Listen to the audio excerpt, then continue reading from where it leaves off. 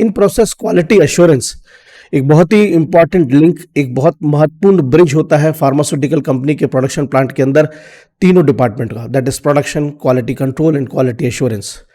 सबसे पहले IPQA department की हाइलाइट्स।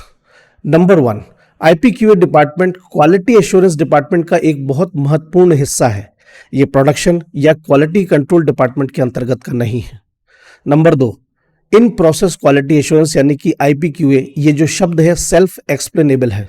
मतलब कि प्रोडक्शन में जितनी भी गतिविधियां चल रही हैं, जितनी भी मैन्युफैक्चरिंग से रिलेटेड एक्टिविटीज चल रही हैं, वो सभी स्टैंडर्ड सेट ऑफ गाइडलाइंस के अनुसार हैं या नहीं, इन सबको चेक करना और वेरीफाई करना आईपीक्यूए का काम है।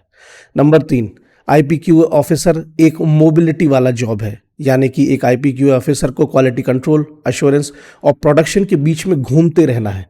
कहने का मतलब कि ये एक स्टेबल ऑफिस टेबल जॉब नहीं है। नंबर 4, प्रोडक्शन डिपार्टमेंट में रॉ मटेरियल जो कि स्टोर में स्टोर होता है, इसके बाद वो मशीन्स जिनसे कि रॉ मटेरियल प्रोडक्ट में कन्वर्ट होता है, इन मशीन्स को ऑपरेट करने वाले वर्कर्स और इन सभी के लिए डॉक्यूमेंटेशन, कुछ इंपॉर्टेंट जैसे कि BMR and BPR, that is batch manufacturing record and batch packaging record, ये सारी चीज़ें as per rules and procedure हैं या नहीं, इन सभी को चेक करना, वेरीफाई करना आईपीक्यूए का काम है। अगर किसी प्रकार का डेविएशन है तो उसे क्यूए में रिपोर्ट करना। अगर इन सारी चीज़ों को थोड़ा इलेबोरेटिव वे में देखें तो कुल मिलाकर के एक आईपीक्यूए डिपार्टमेंट और आईपीक्यूए ऑफिसर के ऊपर 6 जिम्मेदारियां होती हैं। मैं इनको ब्रीफ में कवर करूंगा क्योंकि अगर डिटेल में हम कवर करेंगे तो ये वीडियो बहुत लंबा हो जाएगा। नंबर 1, प्रोडक्शन एरिया में क्लीनलीनेस से लेकर के मशीन्स के SOP, that is standard operating procedures तक, इसके बाद लेबल स्पेसिफिकेशन से लेकर के प्रोडक्शन एरिया में टेम्परेचर, ह्यूमिडिटी, सब कुछ वेरीफाई चेक करना। नंबर 2, स्टोर डिपार्टमेंट, इसमें log books and entry and exit of batch material को वेरीफाई करना। नंबर 3, कोर प्रोडक्शन डिपार्टमेंट, एक डिपार्टमेंट को हम एग्जांपल के तौर पे लेते हैं, one of the most popular doses form, that is the tablet. अब प्रोडक्शन डिपार्टमेंट के अंदर टैबलेट डिपार्टमेंट में बहुत सारे प्रोसीजर्स होते हैं, that is granulation, lubrication, compression, coating etcetera. तो ये इन सभी के लिए एक स्टैंडर्ड सेट ऑफ प्रोटोकॉल्स होता है, प्रोसीजर होता है।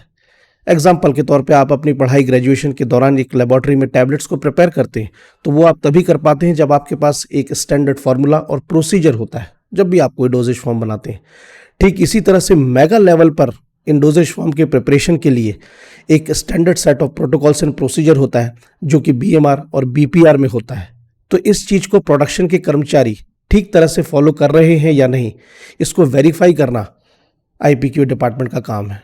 अगर किसी भी प्रकार का डेविएशन आता है तो उसे क्यूए डिपार्टमेंट को रिपोर्ट करना है।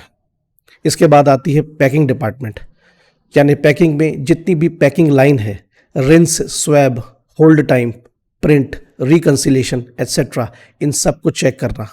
इसके बाद स्टोरेज डिपार्टमेंट, इसमें quarantine, store and dispensing properly हो रही है या नहीं, इसको भी चेक करना आईपीक्यूए डिपार्टमेंट का काम है। इसके बाद है सैंपलिंग, जो कि आईपीक्यूए का एक बहुत महत्वपूर्ण काम होता है। प्रोडक्शन में चल रहे, प्रोड्यूस हो रहे जितने भी डोजेज फॉर्म हैं, उनको रैंडमली इनके सैंपल्स को कलेक्ट करना, पैक करना और जाकर के क्वालिटी कंट्रोल डिपार्टमेंट में सबमिट करना for further evaluation and test.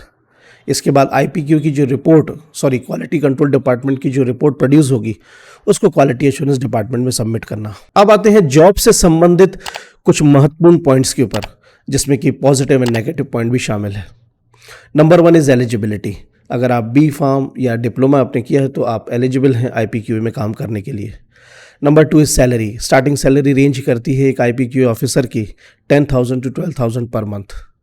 इसके अलावा और कुछ विशेष हाईलाइट के तौर पे पॉजिटिव एंड नेगेटिव पॉइंट। सबसे पहले पॉजिटिव पॉइंट ये है कि being a part of the QA department, IPQA इकलौता एक ऐसा डिपार्टमेंट है जिसे कि तीनों department, that is the quality assurance, production and quality control, तीनों ही डिपार्टमेंट का एक्सपोजर मिलता है। ये किसी और डिपार्टमेंट में नहीं होता है क्योंकि सिर्फ आईपीक्यूए ही इन तीनों के बीच में लिंक होता है। इसके अलावा दूसरा एक पॉजिटिव पॉइंट है कि क्वालिटी एश्योरेंस सभी के लिए एक ड्रीम डिपार्टमेंट होता है, तो उसमें एंट्री करने के लिए IPQA is a very good department. अब आते हैं सीधे, इसके अलावा पॉजिटिव पॉइंट कुछ ज़्यादा नहीं है, इसलिए मैं directly I will jump to the negative points, जिसमें नंबर 1 पर है कंटिन्यूसली रोमिंग। मतलब सुबह उठो, कंपनी पहुंचो, चेंज ओवर करो, फाइल उठाओ और घूमते रहो।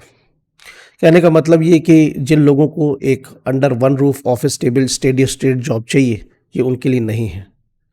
नंबर 2, एक ये थोड़ा वैसा हाइपोथेटिकल से ज़्यादा रेलेवेंट लगता है बट है इट्स अ फैक्ट। वो ये कि प्रोडक्शन डिपार्टमेंट में आप सैंपल को कलेक्ट करने जाते हैं, चेकिंग करने जाते हैं कि सब कुछ ठीक चल रहा है नहीं, जिसे प्रोडक्शन डिपार्टमेंट के कर्मचारी कतई पसंद नहीं करते।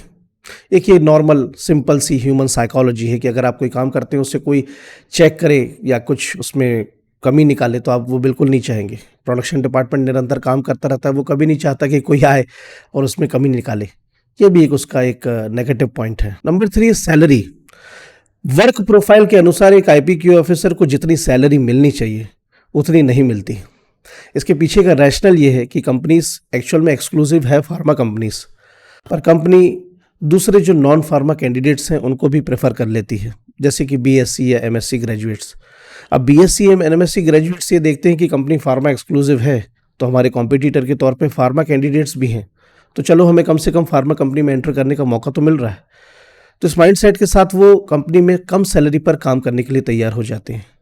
और फिर जब कम सैलरी पर हमें वही काम मिल रहा है तो कंपनी सोचती है कि ज़्यादा सैलरी क्यों देना, और ये माइंडसेट फार्मेसी कैंडिडेट्स के लिए काफ़ी नुकसानदायक हो जाता है। इसके बाद नंबर 4 है शिफ्ट सिस्टम। पूरा core quality assurance department office hours की शिफ्ट के हिसाब से काम करता है, मतलब 10 से 5 या 10 से 6 फिर छुट्टी।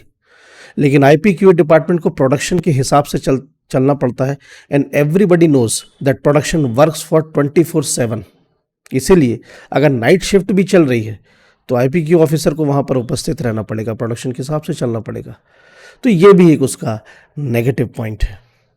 So guys, IPQ officer and IPQ department के ऊपर था एक शॉर्ट एक्सक्लूसिव ब्रीफ वीडियो।